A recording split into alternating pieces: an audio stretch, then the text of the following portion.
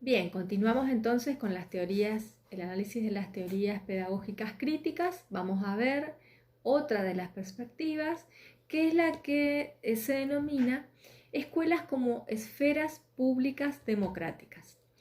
El representante de esta concepción teórica es Henry Giroux y él es también un estadounidense, un crítico cultural de mediados del siglo XX, nacido a mediados del siglo XX, y su propuesta crítica, teórica, es a partir de la década de los 80.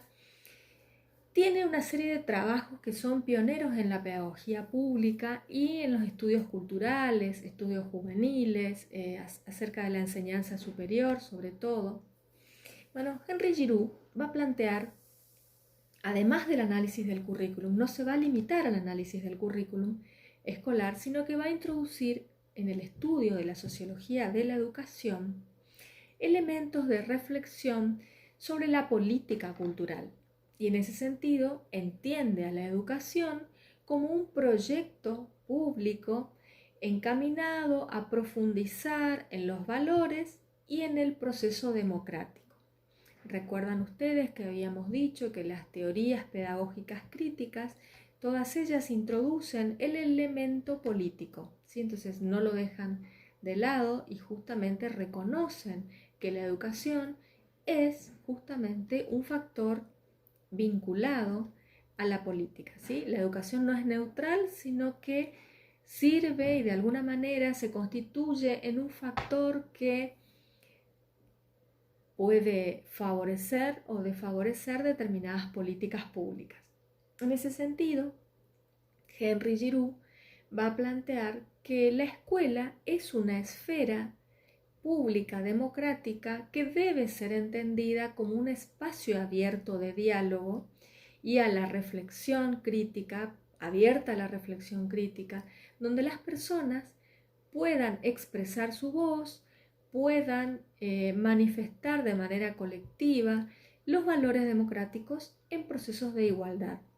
Entonces va a recuperar esta idea de procesos de democratización, espacios públicos, espacios de diálogo, y en ese sentido da un concepto novedoso, introduce el concepto novedoso respecto al rol del docente. El docente se va a constituir, o el profesor, se constituye en un intelectual transformador.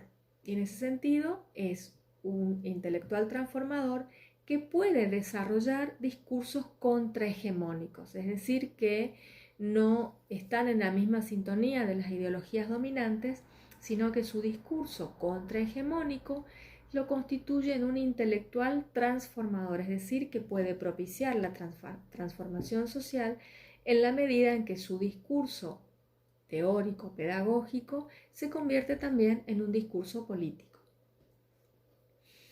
Bien, los aportes de este autor son muy significativos, pero vamos a ver ahora también otra perspectiva que es sumamente importante dentro de las pedagogías críticas, porque nos ayuda a mirar y a comprender procesos dentro de la escuela. Y esta es la perspectiva de la teoría de los códigos comunicativos. El autor que lo representa es Basil Bernstein. Él es un sociólogo inglés, pero fundamentalmente es un lingüista. Y en ese sentido, él nos va a ayudar a entender qué pasa dentro de la escuela cuando analiza situaciones institucionales que ayudan a su mejor comprensión. Él introduce la teoría de los códigos comunicativos y va a clasificar la existencia de dos códigos diferentes. Un código elaborado, también denominado código universal, que es el código dominante, el código en el cual se manifiestan las disciplinas científicas, es el código en el cual la institución escolar mantiene su discurso, pero también existe un conjunto de modos de pensamiento que están enlazados a otro código. Es el código restringido o código local. A ese código local también se lo denomina un código, puede ser dominado o puede ser dominante, dependiendo de cuál es el conjunto de personas usuarias de ese código. Y otro concepto clave que él introduce en relación a esto es el de enmarcamiento débil o enmarcamiento fuerte, que son los discursos portadores de este enmarcamiento.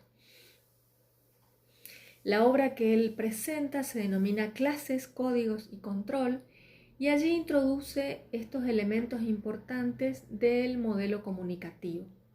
Va él a explicitar que el habla, los rituales y los códigos de conducta que suceden en el aula están sesgados a favor de determinados grupos, sobre todo grupos dominantes. ¿Por qué? Lo vamos a explicar. Todos los sujetos, todas las personas somos portadores de códigos de comunicación. Esos códigos pueden ser locales o restringidos, o universales o elaborados. Es más, muchos de nosotros portamos dos códigos, ¿sí? Nos manejamos con un código local, un código restringido, que es el que utilizamos en nuestra familia, el que es propio de nuestra cultura, de nuestra región, de nuestra zona, que podemos comprender los modos de pensamiento que tenemos quienes vivimos en esta zona, en esta región, que tal vez sea diferente a aquellos que viven en Buenos Aires, a los que viven en Santa Fe, a los que viven en el sur, a los que viven en España. Entonces, ese código local, ese código restringido, es el que utilizamos en nuestra vida cotidiana y en nuestro entorno más cercano. Sin embargo, existe otro código que es el que nos permite entendernos con otros usuarios. Entonces podemos entendernos con las personas que viven en España, con las personas que viven en Venezuela, en Cuba, en Chile, en México, porque todos sabemos que hay un idioma que es el idioma castellano, que es el que utiliza las ciencias, es el que utiliza la prensa gráfica, y a ese denominamos código elaborado o universal. ¿Sí? Es un código más restringido, más duro, más neutral, ¿sí? No tiene los elementos regionales que tienen los códigos locales, ¿no? Si yo digo che amigo, si yo digo che, sabemos quienes vivimos aquí a qué hace referencia. Por ahí en otros lugares tal vez no nos van a entender, pero sí, si yo expreso la palabra usuario, en cualquier país de habla hispana van a poder comprender el significado de estos términos. Bueno, a eso hace referencia el código universal. Entonces, los códigos restringidos son propios de cada clase social, de cada grupo, y que tienen características particulares. Mientras que estos otros códigos universales es el lenguaje propio de la ciencia, pero es el docente quien maneja con mucha fluidez, o debería manejar, ese código universal. Pero también el docente tiene su propio código restringido y conoce el código restringido de sus estudiantes. Y esa es una gran ventaja. Esos dos códigos entran en la institución escolar a confrontarse o a interactuar, ¿sí? Entonces, esta perspectiva lo que va a plantear es que los sujetos pedagógicos cuyo código lingüístico predominante es el restringido o local pueden o suelen presentar mayores dificultades para comprender el código elaborado o código universal que la escuela transmite, ¿sí? Y en ese sentido, los sujetos pedagógicos cuyo código lingüístico predominante es el universal o el elaborado, presentan menos dificultades para comprender el lenguaje escolar. ¿Qué quiere decir esto? Que muchos niños, muchos jóvenes que tienen, cuando llegan a la institución escolar, un hábitus, recuerdan el concepto de hábitus, un conjunto de competencias lingüísticas enriquecido, amplio, cercano al que utiliza la escuela, al de las disciplinas, porque en su propia casa lo han utilizado, tienen menos dificultades para comprender ese código elaborado que presentan los profesores y los maestros, ¿sí? Y aquellos niños que poca frecuencia tienen con ese código o poca cercanía con ese código elaborado, tienen más dificultades para comprender lo que se le trata de transmitir en la escuela, porque en su código restringido y local aparecen con menos frecuencia esos modos de manifestar el lenguaje, la cultura, ¿sí? Entonces, la pregunta que se hacen estos autores y sobre todo Bernstein tiene que ver con esto. ¿Cuáles son los sujetos pedagógicos que tienen acceso a ese código universal? Los sujetos pedagógicos de las clases dominantes, las clases medias y las clases altas son las que tienen un acceso mayor a ese código universal y por lo tanto tienen menos dificultades para transitar la propuesta escolar. Esto es lo que podría explicar el fracaso escolar y que de alguna manera podría explicar también el éxito escolar de las clases sociales dominantes y el fracaso de las clases sociales dominadas.